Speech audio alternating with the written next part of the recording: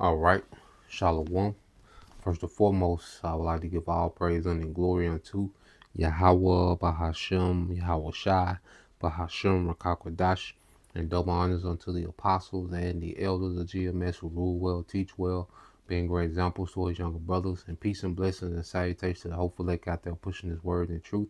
And there's sincerity across the four winds in the name of Yahweh Bashem Shai, pushing to get up out of here. Shalom to the hopeful elect, the believers, the listeners, whom have came back to the obedience of the scriptures through faith in Yahweh Bashem Shai. All right, and what I want to get into today, is dealing with, we on the home stretch.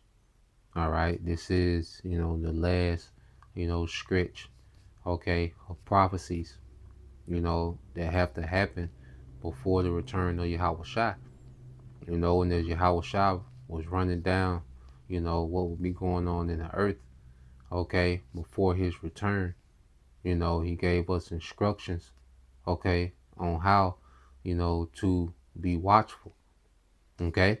So as we watch what's happening and we see everything that Yahweh Shai spoke on, the wars, the rumors of wars, the pestilence, the famines, the earthquakes, the love of many waxing cold, okay? Family getting ready to betray, the believers, okay? Households will be split.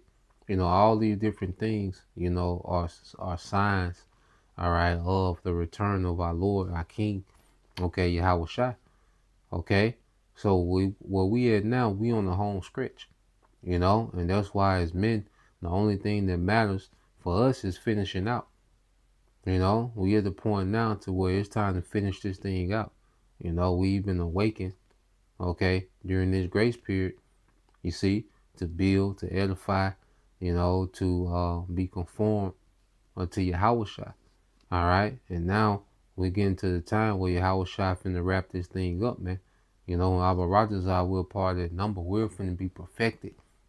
We finna be joint heirs, man. What else could matter outside of that? Of course, with men, we do what we gotta do.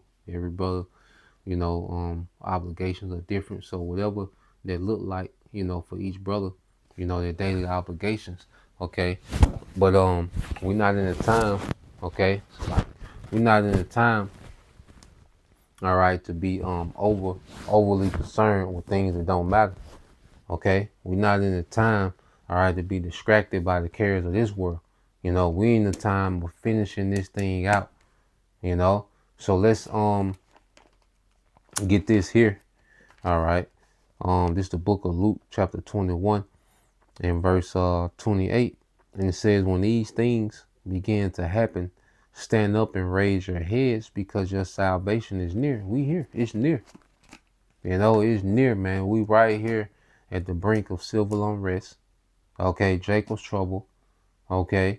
There's constant rumors, okay, of war. The main rumor now is these small hats starting another war with Iran, which we know that's the war that's gonna draw in all these superpowers of the earth, man. Okay, all these nuclear superpower houses, okay, in the earth are gonna be drawn into this conflict between the small hats and Iran. Okay, they're constantly pushing, the infrastructure, all right, for the AI, which is going to be used, okay, to oversee what the MOTB, all right, because when people take the MOTB, they're going to be plugged into this AI infrastructure that this devil is putting billions and trillions of dollars into, okay, because this devil fully believes that technology, witchcraft, and AI is going to be the way that he plays the Most High on the left hand side forever. Okay, so this devil is all in. And we know the closer he gets, to fulfilling his enterprise, the closer we get to the end. Because Yahweh Shai is going to meet this man, all right, attempting to trying to pull this off, man.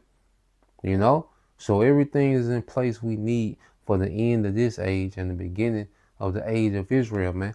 Okay, and we're going to keep going. It says, and it says, when you see, then Yahweh Shai told them this parable. And this is in the GNT as well. All right, the GNT Bible, the Good News Translation that I'm reading out of. It said, then Yahushua told them this parable.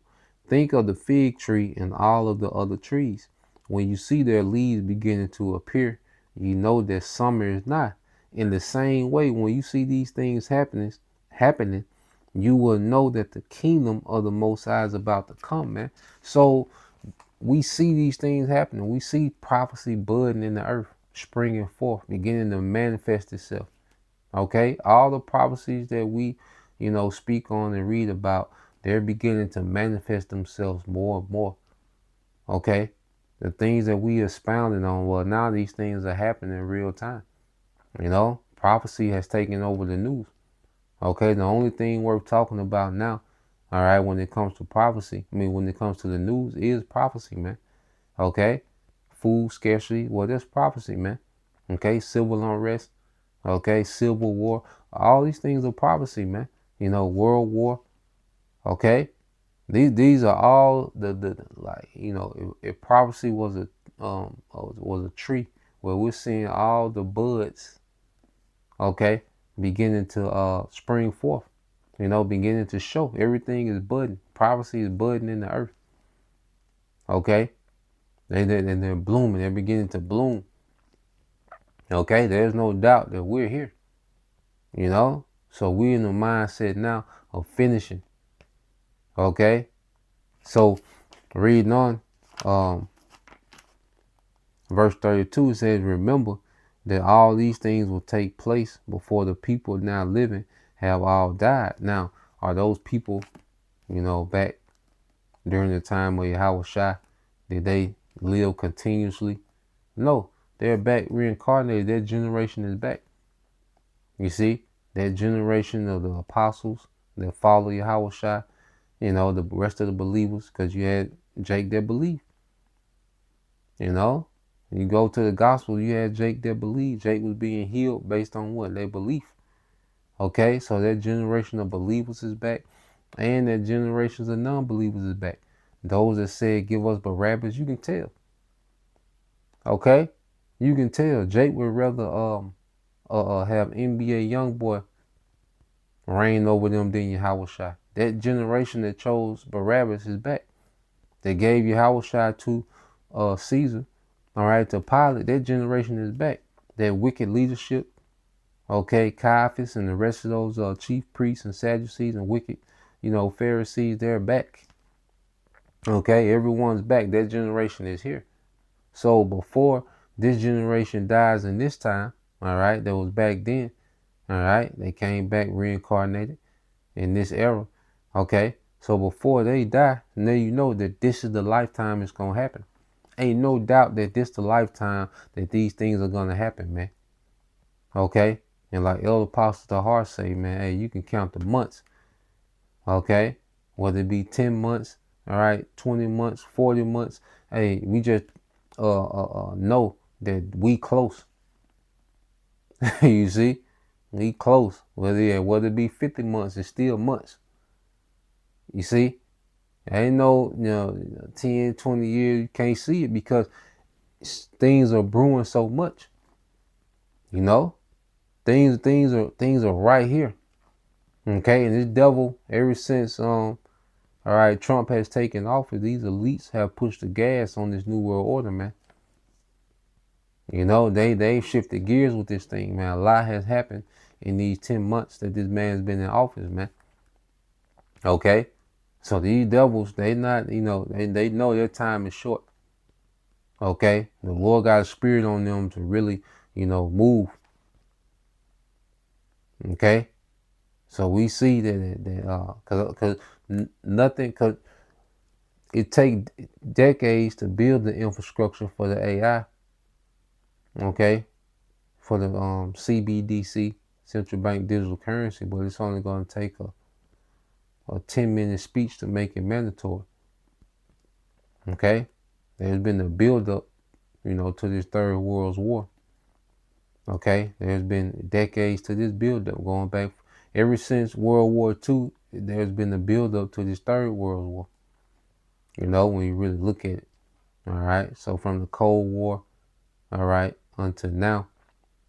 You see, there's been the build up to this third world war. You know, you had the arms race, okay, all these different things that we've seen, all right, and the main two have been what? Well, it was America and the USSR, all right, the Cold War, and now it's America and Russia, okay, that all these different proxy wars around the earth have involved these two governments, okay. So now there's been decades to a buildup of this third world war, okay, till it's gonna take, you know, one event, you know, one conflict, and this thing spirals out of control. Okay, Jacob Trouble is here. It's a one event, and that thing can go to a whole nother level. Dealing with these troops, these federal agents in these neighborhoods, one event, and this thing can go to a whole nother level, man. Okay, one blackout. Okay, you see that? One EMP.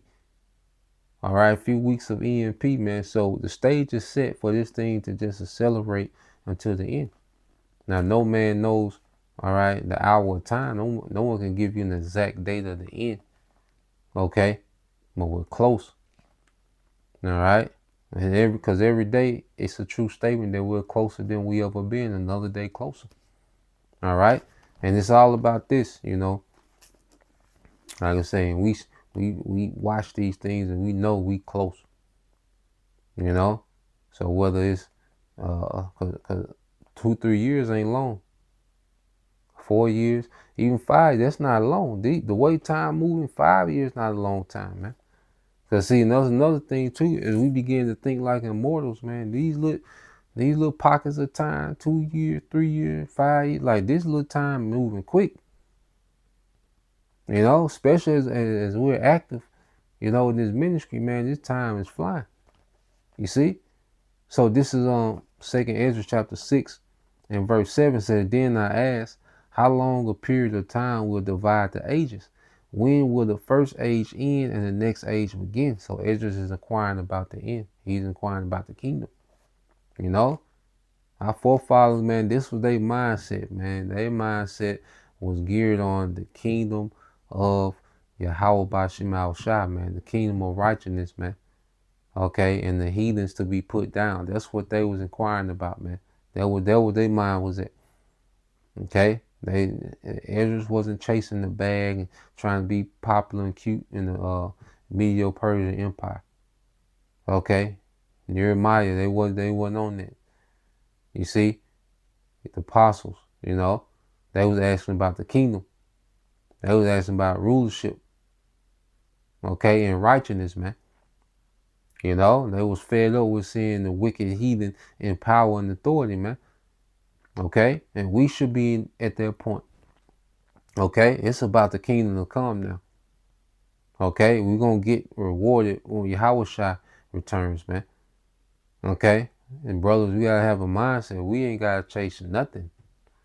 Okay, besides these crowns. Okay, the only thing we chasing is these crowns, man, because the crown come with everything. You know, that's a lesson within itself. All right, so it says, Then I asked, how long a period of time will divide the ages? When will the first age end and the next age begin? He answered, the interval will be no longer than between Abraham and Abraham, showing you that the transition will happen in one lifetime. The kingdom is going to translate from Esau unto Jacob in one lifetime. Ain't going to be no gaps. Okay? It's going to be a continuous transition from one people to another. Okay? It's going to be a direct transition, man. Okay? And it says,